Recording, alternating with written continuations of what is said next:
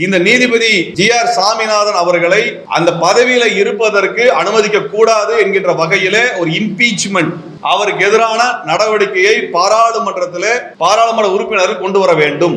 இந்த கோரிக்கையை தோழர் திருமாவளவன் முன்வைத்திருக்கிறார்கள். அதை நாங்களும் வழிமொழிகின்றோம். இப்படிப்பட்ட ஒரு நீதிபதியின் மூலமாக நாளைக்கு சமுதாயத்தில் கலவரம் வருகிறது என்றால் இவர் பொறுப்பெடுப்பாரா?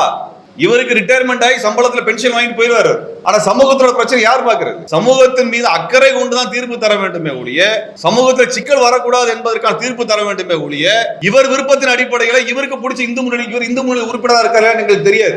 இந்து முன்னணிக்காக இவ்வளவு தூரம் வளைஞ்சு ஒரு வேலை செய்யும் பொழுது எங்க சந்தேகம் வருகிறது. என்ன சந்தேகம் என்றால், இந்து முன்னணியினுடைய இன்டெகிரிட்டியை பத்தி கேள்வி கேட்காமல் ஒரு நீதிபதி இருக்கிறார் என்கின்ற சந்தேகத்தை நாங்கள் எழுப்ப விரும்புகிறோம். நீதிபதி அவர்கள் இது குறித்தெல்லாம் கேள்வி எழுப்பல. அவரோட கடவுள் கிடையாதுங்க. அவர் முருகனுக்கு மேல்பட்ட ஆள்லாம் கிடையாது.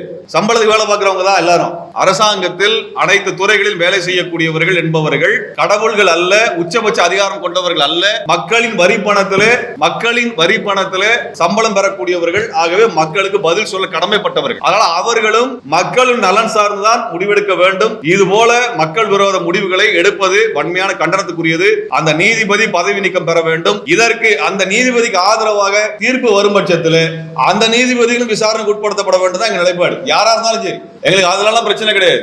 ஒரு தனியான அமைப்பு நான் தீபம் ஏத்துறேன்னு சொன்ன நாளைக்கு இதே மாதிரி ஒவ்வொரு ஊர்ல பிரச்சனை உருவாக்கினான்னா அதுக்கு இந்த நீதிபதிகளா பொறுப்பு? நாங்கள் வன்மையான கண்டனம் தெரிவிக்கிறோம். நீதிமன்றம் என்பது விசாரணைக்கு அப்பாற்பட்டதல்ல. நீதிமன்றமும் அக்கௌண்டபிலிட்டி ப்ராசஸ்ல உள்ளதுதான். ஜனநாயகத்திற்கு கீழாக அனைவரும் கேள்விக்குட்படுத்தப்படக்கூடியவர்கள் தான். இந்த பிரச்சனையில நீதிமன்றத்தினுடைய நடவடிக்கைகள் என்பது அதிருப்தி அளிப்பதாக இருக்கிறது, ஏற்றுக்கொள்ள முடியாததாக இருக்கிறது. ஒரு தனி நீதிபதி ஒரு தனியான ஒரு கலவரத்தை செய்யக்கூடிய அமைப்புக்கு ஆதரவாக இருக்கிறார் என்பது அப்பட்டமாக வெளியே தெரிகிறது. இலக்கியத்தால் ஒன்றுபட்டு உன்னை போன்ற மக்களே வரலாற்றை படைப்பார்கள்.